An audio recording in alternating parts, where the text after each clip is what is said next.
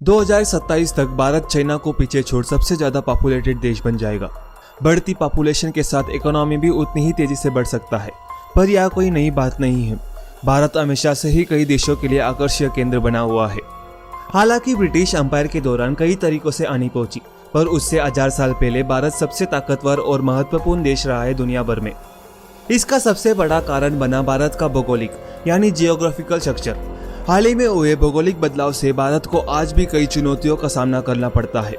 आइए जानते हैं कैसे।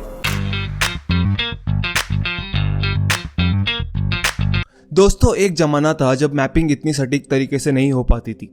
उस समय नेचुरल बाउंड्रीज यानी जंगल, पहाड़, नदियां ही एक राज्य को दूसरे राज्य से अलग करती थी और इन्हें ही एज अ बॉर्डर मानते थे।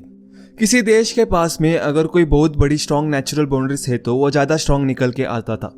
वही अगर किसी देश के बीच में नेचुरल बाउंड्रीज ठीक से नहीं है या छोटी है तो वह देश ज्यादा समय तक टिक नहीं पाता था, या उन देशों के बीच में हमेशा से युद्ध चलता रहता है।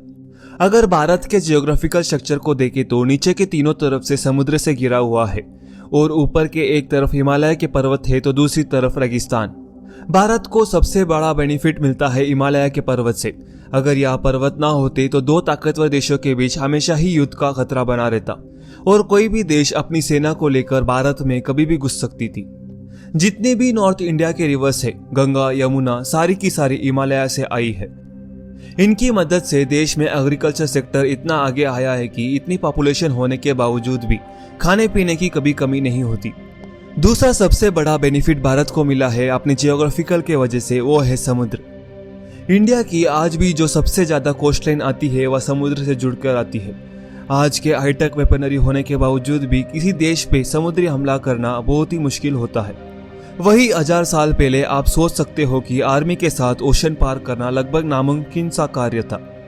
हालांकि पहले राज्य की सेना और अभी इंडियन नेवी इन कोस्टल बॉर्डर्स की हमेशा से ही रक्षा करती आई है। सुरक्षा के साथ साथ यह दुनिया को ओपन कर देता है भारत के साथ ट्रेड करने के लिए। भारत एशिया के सेंटर में लोकेटेड है। यह बात जानना जरूरी है कि जो नॉर्दर्न अमेरिकन कॉन्टिनेंट्स और साउथर्न अमेरिकन कॉन्टिनेंट्स है 300-400 साल पहले इतने विकसित नहीं थे। यूरोप से लेकर जापान तक इंपोर्ट एक्सपोर्ट का बिजनेस था 1000 साल पहले भी। भारत न सिर्फ सेंटर में था बल्कि कोस्टल रीजन का क्लाइमेट कंडीशन भी उतना ही सपोर्टिव था। भारत में बारिश यानी मानसून सीजन प्रेडिक्टेबल था, क्योंकि जब भी यह मानसून स्टार्ट होता है 2 से 3 महीने तक चलता है। वही दूसरे देशों में बारिश का कोई प्रेडिक्टेड मंथ्स नहीं थे। आज भी एक्सपोर्ट बिजनेस भारत में बहुत तेजी से बढ़ रहा है। कई स्टेट्स में पोर्ट स्टैंड्स डेवलप हो रहे हैं। इसकी मदद से इकोनॉमी में भी बहुत तेजी देखने को मिलती है। वही बात करते हैं इंडिया चाइना बॉर्डर रिलेशनशिप की, तो हमेशा से ही खराब रहा है। दोस्तों, अगर यूरोप के कई सारी कंट्रीज को देखोगे, स्पेन, फ्रांस, जर्मनी, आज भी कल्चर, भाषा और कई चीजें एक दूसरे से मिलती है। लेकिन इंडिया चाइना इतने पास होने के बावजूद भी कल्चरली कुछ नहीं मिलता।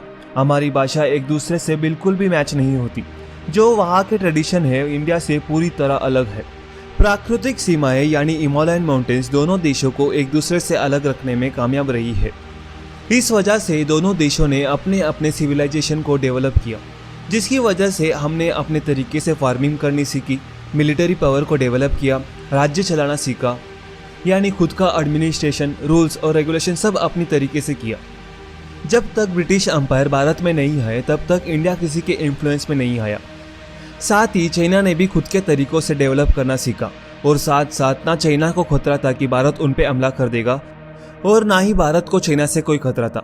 वही European countries France, German, Spain को देखे तो एक देश दूसरे देश पे कभी भी हमला कर देता है, क्योंकि जब उनके बीच में नेचुरल बाउंड्रीज इतनी स्ट्रांग नहीं थी जैसे भारत और चाइना के बीच हिमालयन माउंटेन्स थे। आगे जाके भारत की हालत भी यूरोपियन कंट्रीज की तरह ही होने वाली थी, क्योंकि जब ब्रिटिश ने भारत को छोड़ा तब उन्होंने हमारी जियोग्राफिकल स्ट्रक्चर पूरी तरीके से बदल दिया, या यूं कहे कि पूरी तरीके से बर्बाद कर दिया। ब्रिटिश के आने से पहले भारत एक अखंड भारत हुआ करता था, यानी अफगान से लेकर बांग्लादेश तक पूरा अखंड भारत। लेकिन ब्रिटिशर्स ने भारत को इस तरीके से डिवाइड कर दिया जिससे नेचुरल बाउंड्रीज हट गई और आज वो हमारे लिए प्रॉब्लम बन चुकी है। मैं बात कर रहा हूँ पाकिस्तान की। जब ब्रिटिशर्स ने पाकिस्तान को डिवाइड किया तब उन्होंने ज़्यादा कुछ सोचा नहीं कि कैसे और कहाँ किया जाए। बस उन्होंने कुछ ही महीनों में पाकिस्तान को भारत से अलग कर दिया था। इंडिया पाकिस्तान थार डेजर्ट में सबसे बड़ी लैंड बॉर्डर शेयर करते हैं, लेकिन प्रॉब्लम यह है कि 90% डेजर्ट यानी रेगिस्तान भारत में आती है। वही पाकिस्तान में बॉर्डर से कुछ ही दूरी पर रहने लायक जगह मौजूद है। राजस्थान के थार बॉर्डर को प्रोटेक्ट करने के लिए भारत को ज्यादा इंफ्रास्ट्रक्चर बिल्ड करना पड़ता है, क्योंकि यहाँ पर ज्यादातर लोग रहते नहीं है और यहाँ खाने पीने की कमी भी होती रहती है। पाकिस्तान को इससे बहुत ज्यादा बेनिफिट्स मिलता है।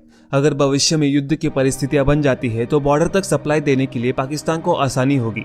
वही भारत को यहाँ तक सप्लाई देने के लिए रेगिस्तान का सामना करना पड़ेगा।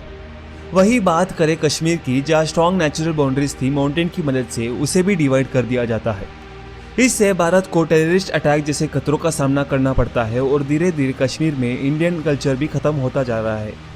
वही बात करें पश्चिमी भारत की, तो वेस्ट बंगाल का सबसे बड़ा हिस्सा पाकिस्तान को दे दिया जाता है 1947 में। 1971 में पाकिस्तान से आज़ादी लेकर नया देश बांग्लादेश का निर्माण हो जाता है। हिमालय से जो नदियां आती थी, जो नेचुरल बाउंड्रीज की तरह काम करती, उन्हें भी बांग्लादेश के साथ बांट दिया जाता है। बांग्लादेश से नक्सल अटैक्स का खतरा भारत को हमेशा सही रहा है, लेकिन इससे ज्यादा बड़ा नुकसान भारत को एग्रीकल्चर सेक्टर में मिलता है, क्योंकि पश्चिमी भारत में एग्रीकल्चर सबसे ज्यादा उच्चतम माना जाता था। पर आज इसका फायदा बांग्लादेश को मिलता है। आज के टाइम पे भारत को पाकिस्तान, श्रीलंका, बांग्लादेश और चाइना चारों ओर से हमला किया जा सकता है। पर भारत इस चीज के लिए 1000 साल पहले भी तैयार था और आगे भी तैयार रहेगा।